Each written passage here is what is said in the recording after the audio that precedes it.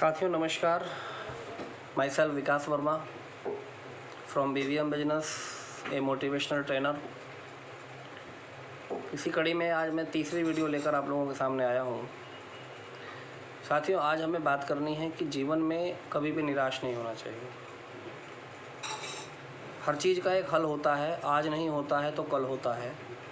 इसी आशा के साथ हमें अपने जीवन को आगे तक लेकर चलना चाहिए, क्योंकि जब जब मनुष्य निराश होता है तब उसके सामने सबसे बड़ा जो चैलेंज आता है वो ये आता है कि उसको आगे का सॉल्यूशन दिखाई देना बंद हो जाता है। जबकि होना ये चाहिए कि लाइफ में अगर हमें किसी चीज़ का सॉल्यूशन आज नहीं दिखाई दे रहा है तो थोड़े समय तक रुकें, ठहरें, उसका इंतज़ार करें और उस सॉल्यूशन को तलाश करने की कोशिश करें। हमें चाहिए कि हम एक्सपर्ट से मिलें, कुछ ऐसे लोगों से मिलें जो जीवन में पहले असफल हुए हों, क्योंकि इस लाइफ में ऐसा कोई भी व्यक्ति नहीं है जो हमेशा सीधे सीधे सफल होता गया हो। हर व्यक्ति सफलता की सीढ़ी पर जाने के बाद वापस असफल होता है।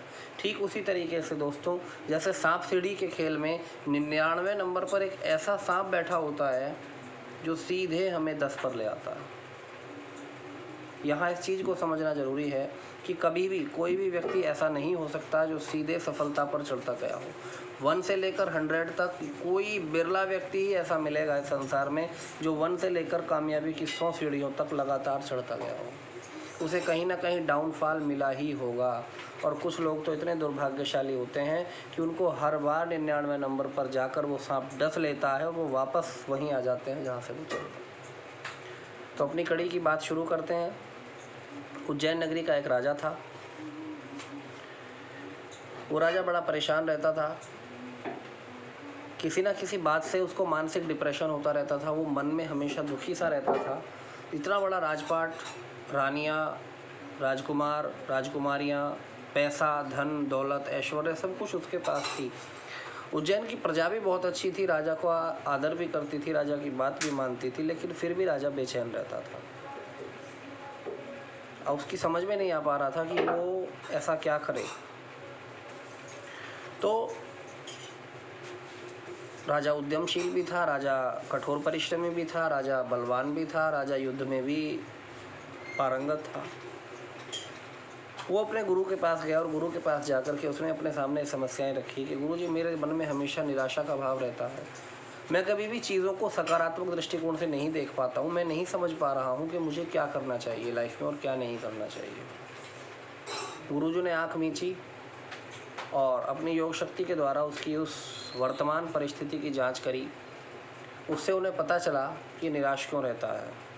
उन्होंने उसको एक कागज़ पर कुछ लिख कर दिया और उसको एक ताबीज़ बनाकर उसके हाथ में दिया और उसको बोला कि राजा, मैं तुम्हें ये ताबीज़ देता हूँ, लेकिन याद रहे इस ताबीज़ के अंदर जो भी कुछ लिखा हुआ है वो तुम्हें जीवन में एक ही बार काम आएगा।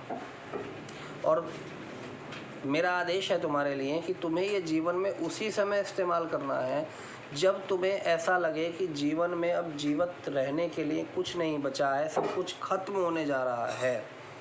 शायद अब मैं, मेरा राज्य, मेरी पत्नी, मेरे बच्चे, इन सब से मैं या तो मिल नहीं पाऊँगा या शायद मैं जीवित ही नहीं बचूँगा। जब चारों ओर घना अंधकार तुम्हें जीवन में दिखाई देने लगे, उस वक्त तुम्हें ये ताबीज़ खोल कर देखना है और उस समय तुम्हें ये समझ में आएगा कि इसका क्या हल है।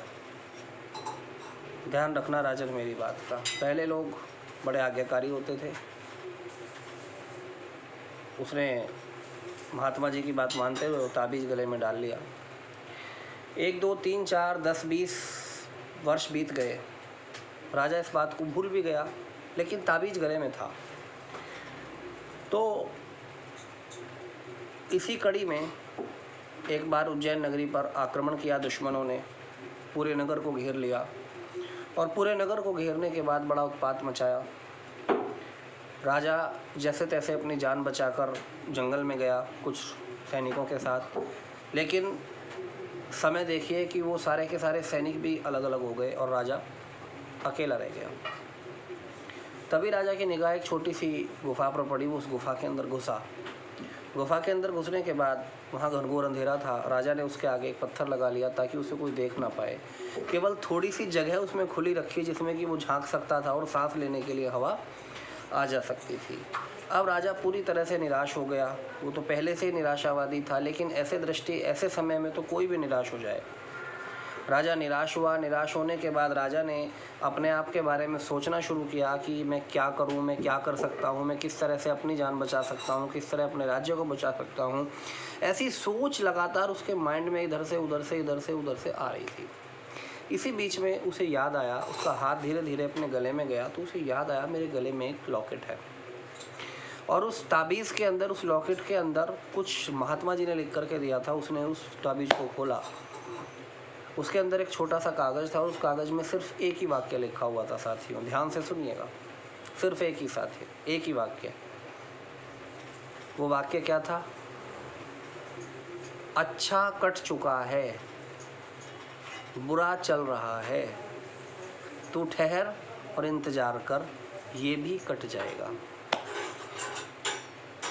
बस वाक्य पूरा। राजा की समझ में आ गया कि अच्छा समय चल रहा था, वो कट गया है, बुरा समय चल रहा है, ये भी कट जाएगा, तू ठहर और इंतज़ार कर, तेरा वक्त भी आएगा। उसकी समझ में आया कि मुझे कुछ समय यहाँ इंतज़ार करना चाहिए। जैसे ही दुश्मन के सैनिक यहाँ से निकलेंगे, मैं गुफा से बाहर आऊँगा, अपनी ताकत इकट्ठी करूँगा और वापस अपने राज्य को वापस जीत लूँगा। ऐसा ही हुआ साथियों। पूरा 1 वर्ष लगा, लेकिन सैनिक तो रात को चले गए। जब वो राजा नहीं उनको मिला, उन्होंने सोचा राजा भाग गया या मर गया होगा। राजा निकला, उसने अपनी सैन्य शक्ति इकट्ठा करी और पूरे 1 वर्ष के बाद उसने उज्जैन नगर पर दोबारा आक्रमण किया और अपने राज्य को वापस जीत लिया। यही चीज़ हमें जीवन में एक प्रेरणा देती है साथियों। यही चीज़ हमें जीवन में अपनानी चाहिए कि बुरे वक्त में हमें कभी भी रुकना नहीं चाहिए। थोड़े समय रुककर इंतज़ार करना चाहिए। जैसे ही समय बदलने की ताकीद हो, तुरंत हमें उस वक्त उठकर अपने प्रयास करने चाहिए। भरपूर प्रयासों के साथ हम सफलता की ऊंचाइयों तक पहुंच जाते हैं, इसलिए कभी भी रुकना नहीं चाहिए। तू चल चला चल, सफलता तेरे कदम चूमेगी, तू चल चला चल। Thank you very much.